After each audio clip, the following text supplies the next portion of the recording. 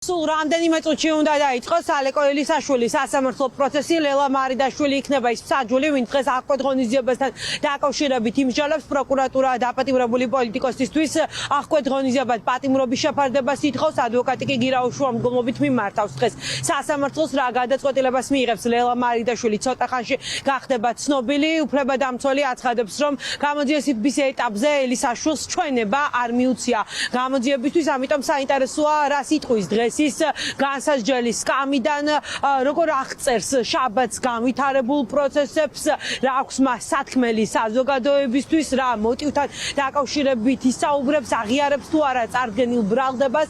გამოძიება ტერორიზმის ბრალდებას უყენებს ალეკო ელისაშვილს ბრალის დამტკიცების შემთხვევაში მას 15 წლამდე პატიმრობა ემუქრება.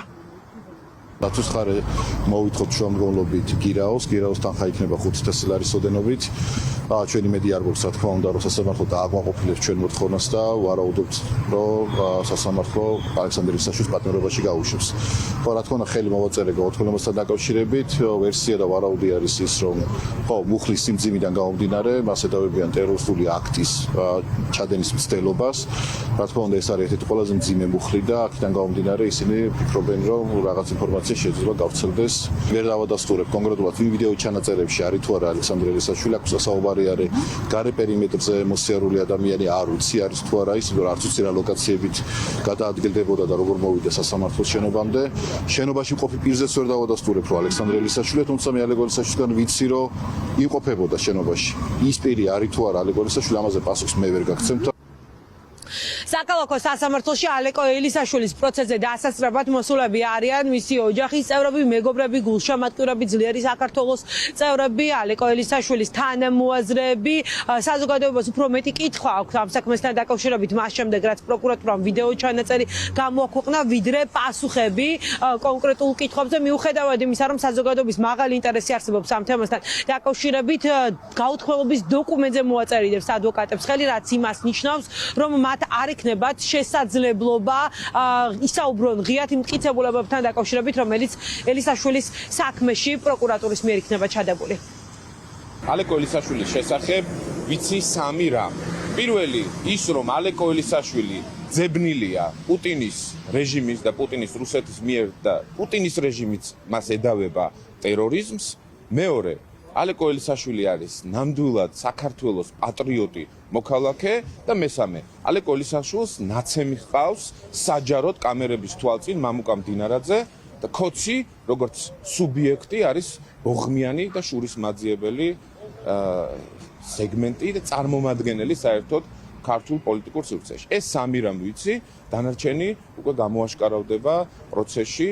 ივანიშვილის ეს რეჟიმი სასოწარკვეთაში აგდებს არა მხოლოდ რიგით მოქალაქეებს, არამედ პოლიტიკოსებს და მათ უბიძგებს სასოწარკვეთილი და თავგანწირული ქმედებისგან, თუ ეს დადასტურდება რაღაც დროის შემდეგ. არანაირი არც მინიშნებითი, არც საუბარი, არც რაიმე ტიპის კომუნიკაცია, რა თქმა უნდა, ამ საკითხში არ ყოფილა. ბრალად ძდებენ ალეკო ელისაშვილს, ეს არის ტერორიზმის მუხლი, წარმოუდგენელი რამ, რომელსაც ის რა თქმა უნდა არ აღიარებს. ახლა უნდათ რომ ეს საქმე გაასაიდუმლოონ და სულ სხვა რეგისტრში აიყვანონ, გამოიყენონ პირადად მისი პოლიტიკური დევნისათვის, დააკავშირონ ეს რა თქმა უნდა მის პოლიტიკურ ძალასთან, ჩვენს კოალიციასთან, ალეკო ელისაშვილი მიუხედავად იმისა თუ რა ქმედება ჩაიდინა მან. არის პოლიტიკური პატიმარი. ნდობა ამ სისტემის ქართული ოცნების სამართალდამცავი და სასამართლო ორგანოების არ არსებობს, არც ობიექტური გამოძიების იმედი აქვს ვინმეს. იმაშია რომ ამ ეგრეთ წოდებულ მთავრობისგან მოსალოდნელია ყველაფერი, ყველანაირი პროვოკაცია, ყველანაირი სიბინძურე. ამიტომაც მოდით მოусმინოთ რა სიტყვის დღეს ალეკო ელისაშვილი. ეს არის ჩვენთვის ძალიან მნიშვნელოვანი, იმიტომ რომ ძალიან ბევრი რაღაცაში ლოგიკაში არსებობს. პირველებისთვის ცნობილი ხდება, რომ ალეკო ელისაშვილი დიღმის წინასწარი მოთავსების იზოლატორში სახალხო დამცველის წარმომადგენელმა მოინახულა. მან აღბეჭდა სწორედ მედიკოსების მეთვალყურეობის ქვეშ ის დაზიანებები, რომელიც აქვს დაპატიმრებულ პოლიტიკოს. საზოგადოებაში კითხვები მათ შორის ამ დაზიანებების ხანდაზმულობასთან დაკავშირებითაც არსებობს და დიდი ალბათობით ამ საკითხთან დაკავშირებითაც მოუწევს დღეს კითხვებზე პასუხების გაცემა განსაზღვრელი სკამიდან ალეკო ელისაშვილს.